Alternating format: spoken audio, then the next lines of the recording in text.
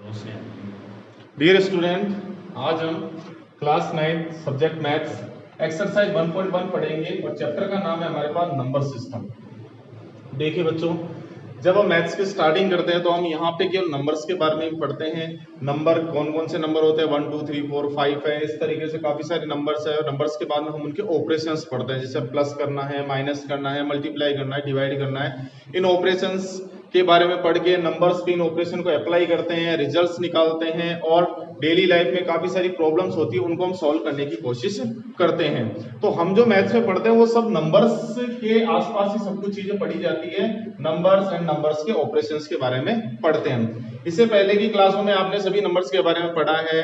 हम एक बार वापस इन नंबर्स को रिकॉल कर लेते हैं, कौन कौन से नंबर हमारे पास है। उससे क्या है कि पिक्चर हमारे दिमाग में क्लियर रहेगी कि कौन से नंबर किस कैटेगरी में आते हैं और कौन से नंबर किस नंबर से बिलोंग करते हैं। चलिए अपन स्टार्ट करते हैं। तो देखिए, सबसे पहला जो नंबर होता है वो होता है हमारे पास नेचुरल नंबर। तो देखो, नेचुरल नंबर को डिनोट किया जाता है कैपिटल N से। एंड नेचुरल नंबर की स्टार्टिंग होती है 1 2 3 4 5 एंड अप टू इनफाइनाइट। ये हमारे पास सारे नेचुरल नंबर्स हैं। ओके, स्टार्टिंग आपके पास 1 से होगी, फिर आएगा 2, फिर आएगा 3 4 5 अप टू इनफाइनाइट तक आपके पास इस तरीके से आप पहुंच जाएंगे। इसमें अब आपको बात ये ध्यान रखनी है कि स्टार्टिंग कहां से होती है, 1 से। नेक्स्ट नेचुरल नंबर 1 के बाद में सीधा 2 और 2 के बाद में नेक्स्ट नेचुरल नंबर हो गया हमारे पास 3।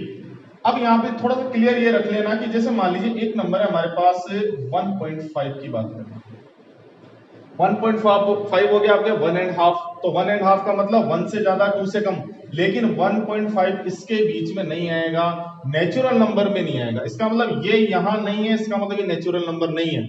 नेचुरल नंबर है 1 और 1 के बाद में सीधा 2, बीच के अंदर जो 1.5 है वो आपका नेचुरल नंबर नहीं है। तो ये तो स्टार्टिंग है। जब बच्चों को शुरुआत में स्टार्टिंग करवाई जाती है मैथ्स की, तो सबसे पहले उनको सिखाई जाती है नेचुरल नंबर, और नेचुरल नंबर से हम क्या करते हैं, काउंटिंग स्टार्ट करते हैं। चलिए, अब इसके बाद में जो कुछ नंबर्स हैं, तो पहले अपन ये देखेंगे इन नंबर की रिक्वायरमेंट क्यों हुई। नंबर की जब रिक्वायरमेंट हुई तभी नंबर को बनाया गया, कि ये एक जनरल फॉर्मूला है कि आवश्यकता आविष्कार की जननी होती। जब हमें रिक्वायरमेंट हुई नंबर्स की तभी हमने नए नंबर इसमें ऐड किए मैथमेटिशियंस ने। तो देखो, इसको समझने के लिए कि क्यों किया, किस वजह से हमें किसकी जरूरत पड़ी, उसके लिए अपन कुछ ऑपरेशन जो इनके ऊपर करते हैं, जैसे प्लस है, माइनस है, मल्टीप्लाई है एंड डिवाइड, इन चारों के बारे में हम बात करेंगे। तो देखिए, पहले मैं सीधे माइनस पे आ जाता हूं। जब सब्ट्रैक्शन की बात आती है, अब आप एक बार ये सोच लीजिए कि आप केवल इन्हीं नंबर्स को जानते हैं, और जिन्होंने सबसे पहले नेचुरल नंबर पढ़े थे वो भी इन्हीं को जानते हैं, होल नंबर वाले बाद में आ जाएंगे। तो जब देखो वो माइनस कर रहे थे, तो यहाँ पे जैसे मान लीजिए कि 3 में से 3 को माइनस किया। अब आपके पास जवाब है कि 3 में से 3 माइनस करने पे क्या आएगा, लेकिन यहाँ ऐसा कोई नंबर नहीं है जो वहां लिख सके। उनकी तो स्टार्टिंग 1 से है, वो यहाँ पे कुछ भी नहीं लिख पाए। और प्रैक्टिकली जब उन्होंने देखा कि किसी के पास 3 रुपीज है और 3 रुपीज को ही उसने वापस ले लिया किसी ने, तो उसके पास कुछ नहीं बचा। तो यहाँ जो कुछ नहीं है उसका कोई जवाब नहीं था, क्वेश्चन मार्क उनके पास आ गया। अब उनको जरूरत पड़ी कि कुछ ऐसा नंबर बनाओ जो इस कुछ नहीं को क्या करे, डिनोट करे। तो खोज हुई आपके पास जीरो की। अब जीरो को क्या किया कि जीरो की खोज होगी, तो उन्होंने सोचा कि चलो ठीक है, हमारे नंबर जीरो और एक ऐड हो गया, कहाँ रखेंगे, 0 1 से छोटा होता तो यहाँ रख दीजिए। और जैसे इसके अंदर जीरो ऐड किया गया तो ये बन गया आपके पास होल नंबर। अब जो नेक्स्ट नंबर है हमारे पास होल नंबर, उसे नेचुरल नंबर में केवल एक नंबर ज्यादा है, वो कौन सा, 0, बाकी सब एज इट इज है। चलिए, यहां से हमने इस चीज का तो पता कर लिया कि किसी नंबर में से उसी नंबर को माइनस करने पे अब जो हमारे पास क्वेश्चन मार्क की जगह हम क्या लिख सकते हैं, वहां पर 0 लिख सकते हैं। चलिए, फिर कंटिन्यूस इन नंबरों के साथ ये सारे ऑपरेशंस होते रहे, लेकिन फिर जाके एक समस्या आ गई। समस्या ये आ गई कि मान लीजिए कि 2 में से आपको 4 को माइनस करना है।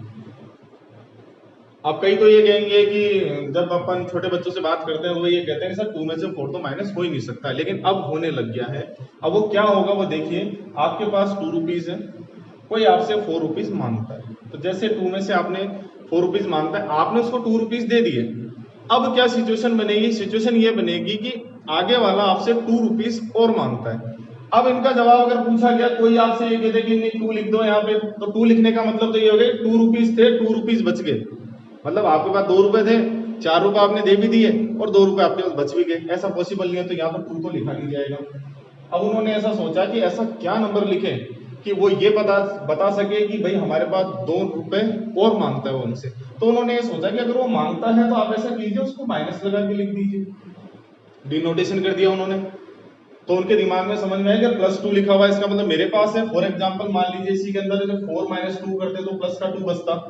तो ये तो सही है कि 4 रुपए में से 2 रुपए आपने दे दिए, 2 रुपीज आपके पास रिमेन बच गए हैं, देन ये वाला इक्वेशन सही है। लेकिन यहाँ पे आपको -2 लिखना पड़ेगा कि अभी भी वो 2 रुपए हमसे मांगता है। तो ये माइनस के नंबर कुछ आए, तो उन्होंने ये सोचा कि कितने माइनस के नंबर होंगे, हाउ मेनी नेगेटिव नंबर्स। तो उन्होंने ये कहा कि जितने पॉजिटिव नंबर्स हैं उतने नेगेटिव नंबर हो जाएंगे। अब वो नेगेटिव नंबर क्या होंगे, इनसे और छोटे होंगे। तो उन्होंने जब सारे नेगेटिव नंबर इसमें और ऐड कर दिए तो ये बन गया हमारे पास इंटीजर्स, और इंटीजर्स को डिनोट करते हैं कैपिटल Z से। इसके बीच में होता है 0, इधर positive number right hand side में 1 2 3 4 5 अप टू इनफाइनाइट, इधर हो जाएगा -1 -2 -3 एंड इधर भी up to -infinite. Minus infinite सबसे छोटा नंबर है, चलते जाएंगे, फिर ये फिर 0, फिर प्लस के नंबर आ जाएंगे।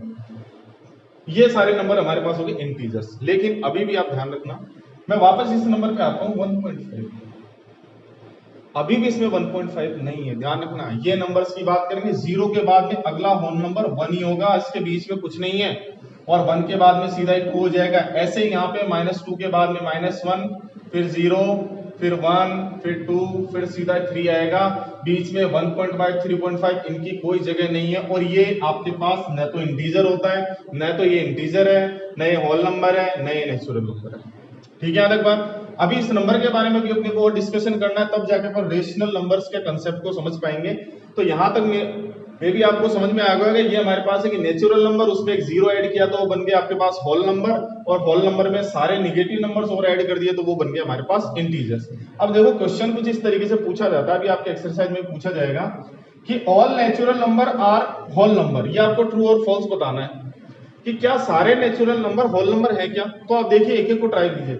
1 नेचुरल नंबर है, होल नंबर भी है, 2 भी है, 3 भी है, 4 भी है, 5 भी है, सब कुछ है। तो सारे नेचुरल नंबर आपके पास होल नंबर है। अब इसका रिवर्स ले लेते हैं, क्या सारे होल नंबर नेचुरल नंबर है या नहीं। रिवर्स चलते हैं, तो देखो ट्राई करते हैं। 1 मेरा होल नंबर है, नेचुरल नंबर भी है, 2 भी है, 3 भी है, 4 भी है, 5 भी है। लेकिन what about 0? 0 is a whole number but not a natural number. तो सारे होल नंबर नेचुरल नंबर नहीं है, ध्यान रखना, सारे नहीं है।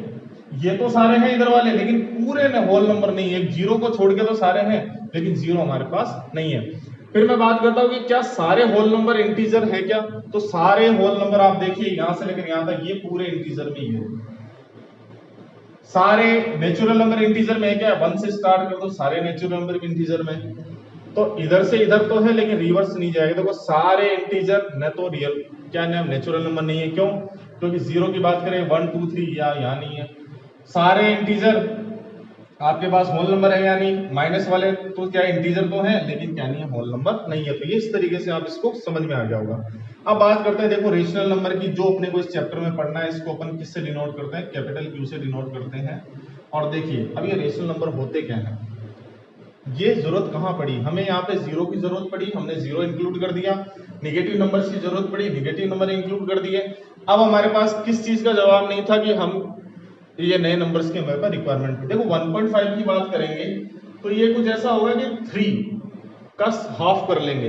जब 3 का हाफ करेंगे तो ही 1.5 आएगा, 1.5। आप देख लीजिए 3 है, उसका जब हाफ करेंगे तो 1.5 1.5, तो इसके 2 टुकड़े हो जाएंगे, मतलब डिवाइड करेंगे तो 1.5 आएगा।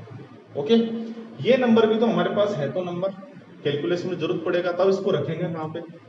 अब ऐसे तो कितने नंबर हो सकते हैं, ऐसे तो बहुत सारे नंबर हो सकते हैं पॉइंट के अंदर। तो अब इन सब नंबर को अगर मैंने इस तरीके से ब्रैकेट के अंदर लिखना चाहूंगा तो वो नहीं लिख पाएंगे, क्योंकि ये बहुत सारे नंबर हो गए। मतलब आप ये देखेंगे कि 0 से 1 के बीच में भी इनफाइनाइट नंबर है, 1 से 2 के बीच में भी इनफाइनाइट नंबर है। लेकिन यहाँ क्या था, -3 के बाद में सीधा ही -2 आएगा, -2 के बाद में सीधा ही -1 आएगा, बीच में कोई नंबर नहीं है यहाँ पे, इसलिए इनको इस तरीके से लिखा जाता है। आपसे कोई पूछ ले 1.5 कौन सा नंबर है, ना नेचुरल है, ना होल नंबर है, ना इंटीजर है, क्योंकि तीनों में ही नहीं आ रहा। क्योंकि 1 के बाद में सीधा 2 आता है, इधर भी 2 आता है, इधर भी 2 आता है, तो ये तो है नहीं। अब आपके पास ऐसे नंबर्स की रिक्वायरमेंट पड़ेगी जो इस डिवाइड को कंप्लीट कर सके, और डिवाइड को कंप्लीट भी नहीं कर पाए पॉइंट ऑफ व्यू अगर आपको नहीं बता पाए तो कम से कम ये नंबर फ्रैक्शन वाले नंबर कहाँ रखोगे उसके लिए अपने को जरूरत पड़ी। इनकी जरूरत इसलिए पड़ी क्योंकि हमारा डिवाइड कंप्लीट नहीं हो रहा था। जब मान लीजिए 4 को 2 से डिवाइड किया तो 2 तो आंसर आ रहा है, लेकिन जब 3 को 2 से डिवाइड करें तो हमारे पास स्पीचलेस हो गए, हमारे पास कुछ नहीं है, यहां से हम कुछ भी नहीं लिख सकते। तो ऐसे नंबर की रिक्वायरमेंट पड़ी, तब आपके पास डेवलपमेंट हुआ किसका, रेशनल नंबर का। तो रेशनल नंबर को क्या बोलते हैं, वैसे तो फ्रैक्शन को भी रेशनल नंबर ही बोलते हैं। तो उसकी डेफिनेशन इस तरीके से होती है, numbers which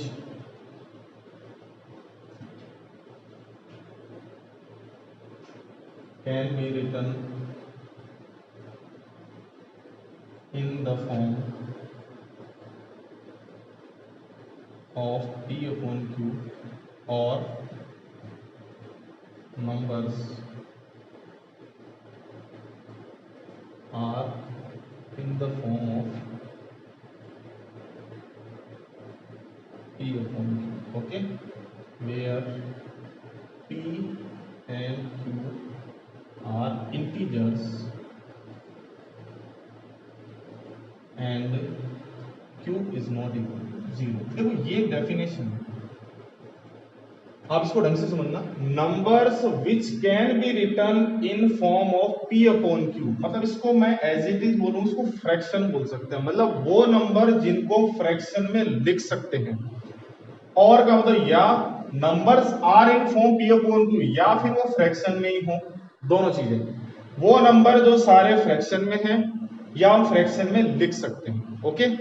लेकिन फ्रैक्शन में जो न्यूमरेटर डिनोमिनेटर के बारे में आप क्या कहेंगे वो आपको समझना है। Where this is your numerator, this is your denominator, numerator and denominator are integers, वो इनमें से होना चाहिए, बस ये आपकी शर्त है। शर्त क्या है कि जब फ्रैक्शन में लिखोगे माइनस के नंबर भी आ जाएंगे, प्लस के नंबर भी आ जाएंगे, जो आपको लिखना हो लिख देना। न्यूमरेटर डिनोमिनेटर इनमें से अगर कोई नंबर आ गया इसका मतलब समझ लेना वो रेशनल नंबर है। लेकिन बस एक चीज का और ध्यान रखना कि डिनोमिनेटर 0 नहीं होना चाहिए। तो इस क्वेश्चन को आप इस नंबर को इस तरीके से आप समझना कि अगर मान लीजिए कोई नंबर फ्रैक्शन में दिया हुआ है, देन वो आपके पास रेशनल नंबर है। अगर वो नहीं भी दिया हुआ तो क्या अगर अपन उसको बना सकते हैं फ्रैक्शन में, जिसके अंदर न्यूमरेटर डिनोमिनेटर दोनों अगर इंटीजर हो जाएंगे तो वो हो जाएगा हमारे पास रेशनल नंबर, ओके।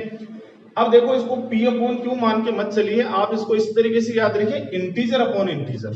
बस अगर कोई रेशनल नंबर है इसका मतलब उसको इंटीजर अपॉन में इंटीजर की फॉर्म में है, बस जो इंटीजर अपॉन इंटीजर है इसका मतलब वो रेशनल नंबर है।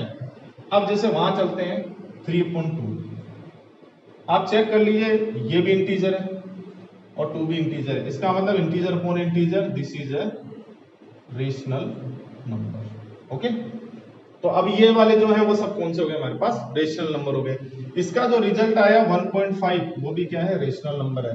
अब आप ये कहेंगे कि मैं चलो एक नॉर्मल नंबर बताता हूँ कि ये तो आपको पता चलेगा कि जो P अपॉन Q की फॉर्म में आप देख के बता सकते हैं, तो दिमाग में ये रहता है कि हाँ जो भी फ्रैक्शन में है इसका मतलब वो रेशनल नंबर है। लेकिन वो नंबर भी जो फ्रैक्शन में नहीं हो, जैसे मान लीजिए ये सारे नंबर, इनमें से मैंने एक नंबर उठा लिया 4, आपसे कोई ये कहे कि 4 आपके पास रेशनल है या नहीं, तो पहला जवाब ये आता है कि ये तो P अपॉन Q की फॉर्म में है ही नहीं। लेकिन यहाँ पे एक ये भी ध्यान रखना, विच कैन बी रिटन, जिसको लिखा जा सकता है।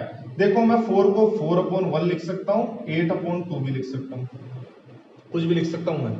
आप यहाँ से देख लीजिए इसको 12/3 भी लिख सकते हैं। जब आप डिवाइड करोगे 2 से इसको डिवाइड करोगे 4 टाइम, ये भी 4 टाइम, तो आएगा रिजल्ट 4 ही।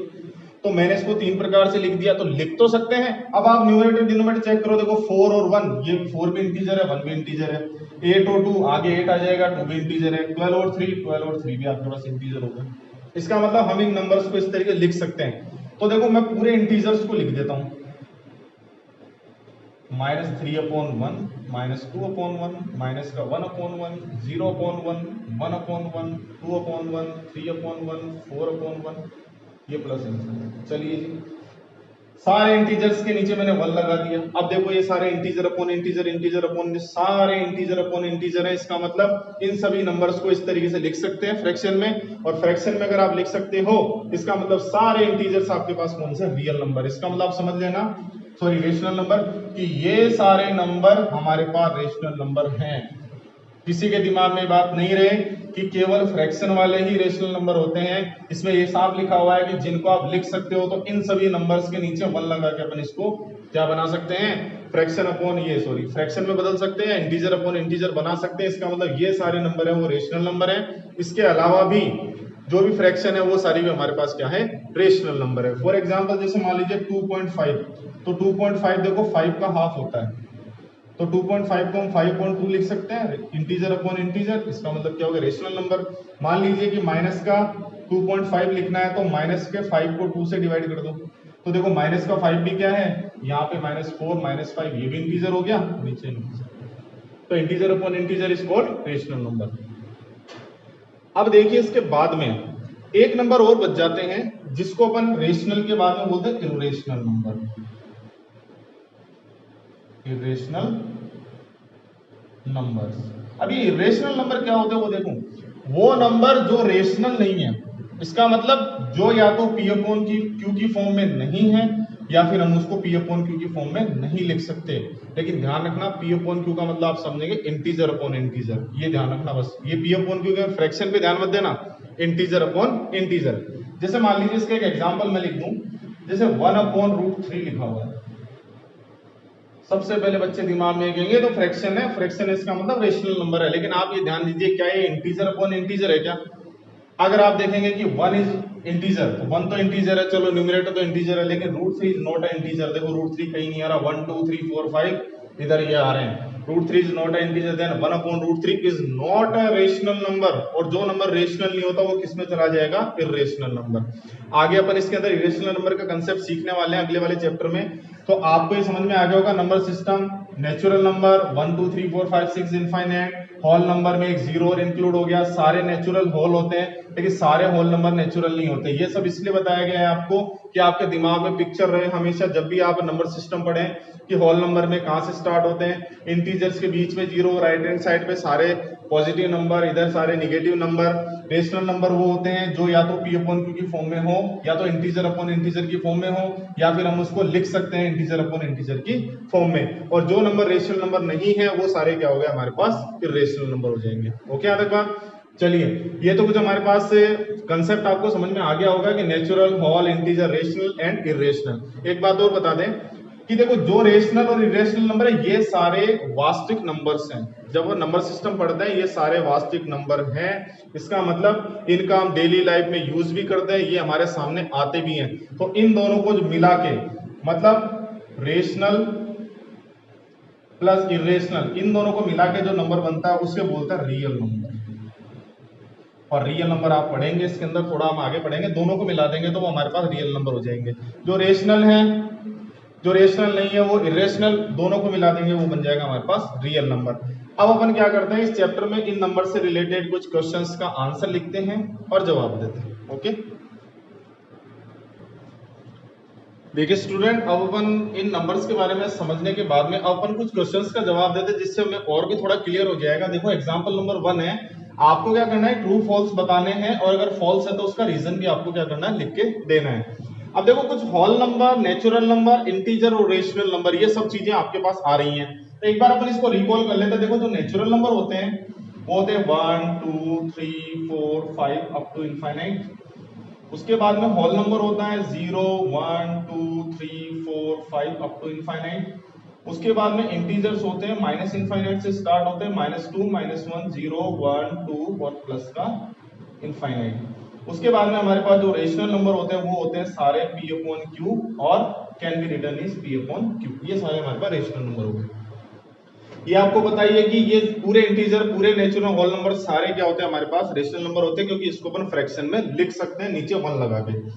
चलिए देखो, every whole number is a natural number. सारे होल नंबर आपके नेचुरल नंबर है, ये कह रहा है सारे होल नंबर नेचुरल नंबर है। देखो 1 नेचुरल नंबर है, 2 है, 3 है, 4 है, फिर व्हाट अबाउट 0? तो this statement is false because 0 is not natural number। Okay, 0 आपके पास क्या है, होल नंबर है, लेकिन वो क्या नहीं है, नेचुरल नंबर नहीं है। ये इसका क्या हो गया आपके पास, रीजन हो गया। सेकंड, अगर every integer is a rational number, ये इंटीजर्स हैं सारे, ये सारे रेशनल नंबर होते हैं, दिस इज ट्रू।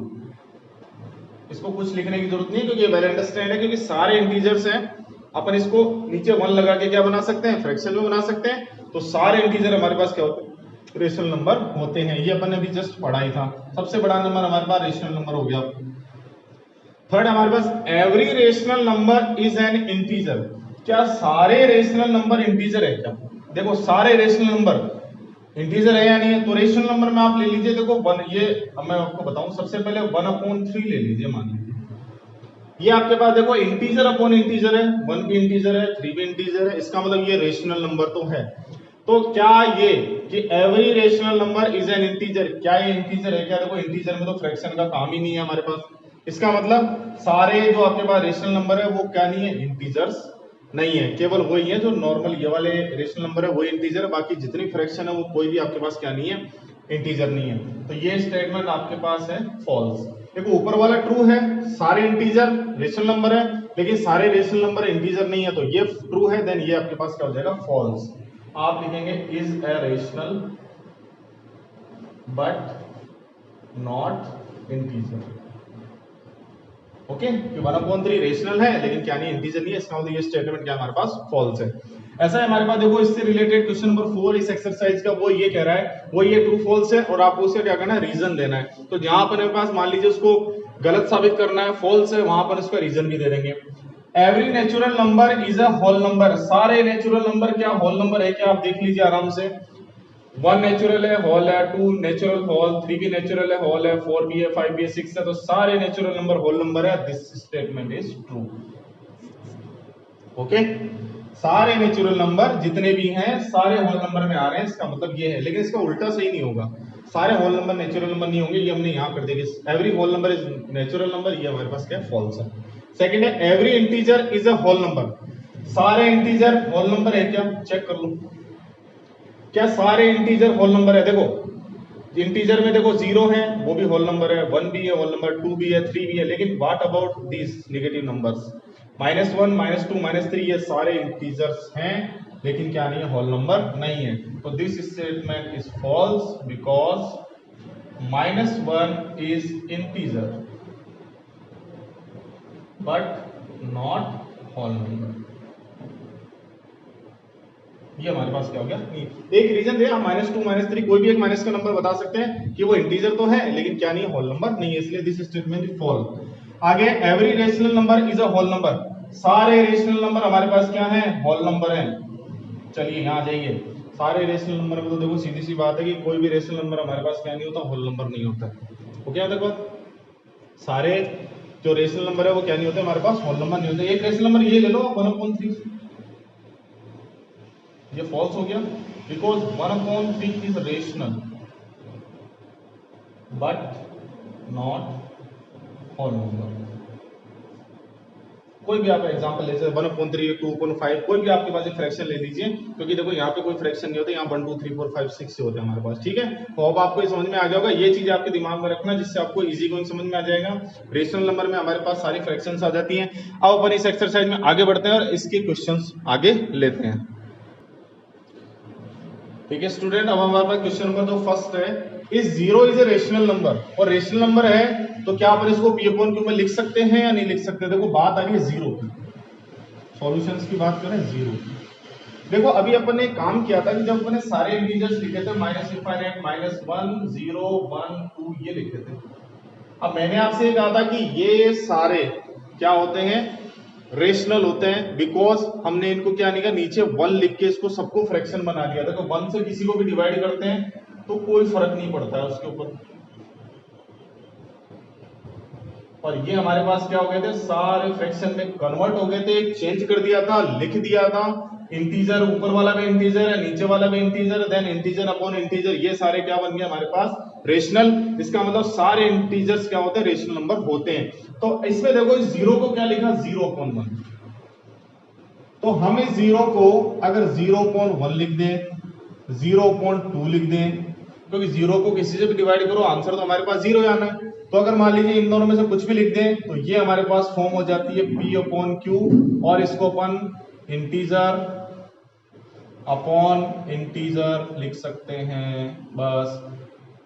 ठीक है, इंटीजर अपॉन इंटीजर हो गया, बस क्लियर है यहाँ तक बात। इसका मतलब आपके क्या क्या, zero is rational number is equal to आप लिखेंगे ए रेशनल नंबर।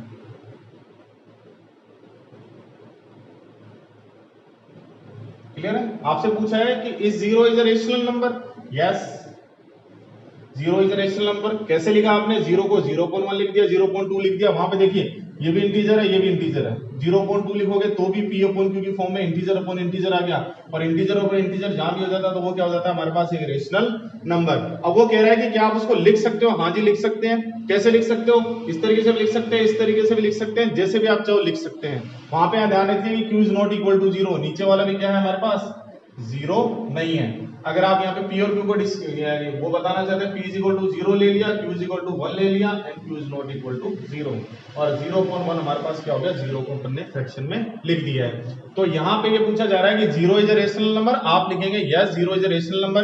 क्या आप उसको लिख सकते हैं, हाँ जी हम लिख सकते हैं, 0.1 लिख सकते हैं। वहां पी और क्यू की वैल्यू क्या होगी, पी की वैल्यू होगी 0 और क्यू की वैल्यू होगी 1, दोनों इंटीजर अपॉन इंटीजर है, और डिनोमिनेटर हमारे पास 0 भी नहीं है। आप इसको 0.2 भी लिख सकते हो, 0.3 भी लिख सकते हो, जैसा आप लिखना चाहो वो लिख सकते हो नीचे नंबर, लेकिन बस ध्यान रखना 0.0 मत लिख देना बस, क्योंकि 0.0 जब आप लिख देंगे तो डिनोमिनेटर हमारा 0 नहीं होना चाहिए, तो उस केस में डिनोमिनेटर 0 हो जाएगा। ओके, बाकी आप कुछ भी लिख सकते हो। ठीक है, यहाँ बात। चलो अगला क्वेश्चन है हमारे पास, देखो ये क्वेश्चन इससे रिलेटेड दो क्वेश्चन है यहाँ पे। Find the 6 rational number between 3 and 4। तो देखो बात कर रहे हैं 3 और 4 की, तो मैं नेचुरल नंबर लिखता हूँ 1 2 3 4 5। आपसे मैंने ये कहा था कि 3 और 4 के बीच में, किसी भी नंबर के बीच में इनफाइनाइट रेशनल नंबर है। कितने हैं हमारे पास, इनफाइनाइट। अगर अपन पॉइंट्स का कोडिंग लिखना चाहें 3.1 3.2 3.3 3.4 3.5 3.11 3.12 3.13, जितने भी आप बनाना चाहो उतने आप इसके बीच में पॉइंट्स बता सकते हैं। तो अब देखिए अपन यहाँ पे कुछ नहीं करना है, हमें रेशनल नंबर निकालना है। तो 3 और 4 के बीच में जो भी रेशनल नंबर आएगा वो सारा फ्रैक्शन फॉर्म में आएगा, क्योंकि 3 और 4 के बीच में कोई नंबर तो है नहीं। अगर वो नंबर होता तो हम सीधे सीधे बता दें, जैसे मान लीजिए वो ये कहता कि 2 और 5 के बीच में अगर वो नंबर बताइए रेशनल, तो दो तो आपके पास 3 और 4 ही हो गए इन दोनों के बीच में, ये दोनों रेशनल नंबर तो आएंगे, उसके अलावा और फ्रैक्शन में आ जाएंगे। बात करें 3 और 4 के बीच में नंबर कुछ नहीं है, लेकिन रेशनल नंबर तो बहुत सारे हैं। अब उन रेशनल नंबर को किस तरीके से निकालना है, तो सबसे पहले देखो सीधी सी बात है, जितने भी आपको निकालने हैं, 6 निकालने हैं, अपन 10 निकाल सकते हैं, 20 निकाल सकते हैं, कितने भी निकाल सकते हैं। तो अपन स्टार्टिंग इसको इस तरीके से करते हैं। देखो 3 को सबसे पहले फ्रैक्शन बना लो 3/1, और 4 की भी फ्रैक्शन बना लो, कितने होगी 4/1। अब आपको एक काम करना है, नीचे वाले दोनों के डिनोमिनेटर चेक करो क्या सेम आ रहे हैं। देखो इसका बना रहा है, इसका बना रहा है, ठीक है।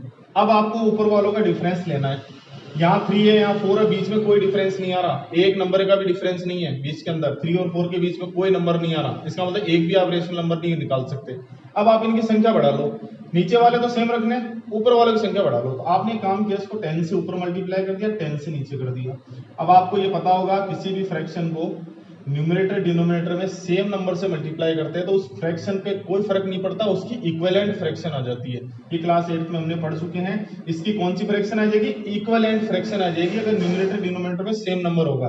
तो हमने यहाँ पे 10 से इधर और 10 से इधर इसलिए मल्टीप्लाई किया कि नीचे वाले के दोनों के डिनोमिनेटर वापस सेम आ जाएंगे। तो देखो ऊपर हो गया 30 और नीचे हो गया 10, इधर हो गया 40 नीचे हो गया 10। अब आप वापस गौर कीजिए, इसका डिनोमिनेटर सेम है। अब ऊपर देखो डिफरेंस आ गया, 30 और 40 के बीच में 10 नंबर्स आ गए। कौन कौन से आ गए, 31 32 33 34। देन रेशनल नंबर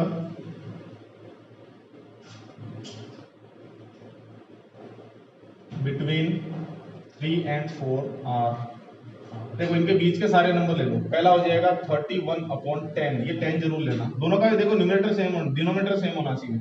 अगला हो गया 32/10, 33/10, 34/10, 35/10, 36/10, 37/10, 38/10 और 39/10, क्योंकि 40/10 वाला तो हमारे पास है। तो देखो इतने सारे हमारे पास क्या आ गए, रेशनल नंबर इन दोनों के बीच में आ गए हैं। अगर आपको मान लीजिए रेशनल नंबर 20 निकालना है तो आप एक काम और कीजिए, अगर यहां तक ठीक है, ये आपका क्वेश्चन हो गया, आपका आंसर आ गया। अगर आपको कहेंगे 6 की जगह 20 रेशनल नंबर निकालिए, तो इस केस में केवल कितने लिखे, 1 2 3 4 5 6 7 8 9 ही रेशनल नंबर निकले। अगर आपको 20 रेशनल नंबर निकालने हैं या मान लीजिए 15 निकालना है, तो आप एक काम कीजिए, इसका और इक्विवेलेंट फ्रैक्शन बना लो। इसको अपन ने 2/2 से और मल्टीप्लाई कर दिया, तो ऊपर देखो कितना हो जाएगा 60/20 और इधर हो जाएगा 80/20, वही डिनोमिनेटर सेम है।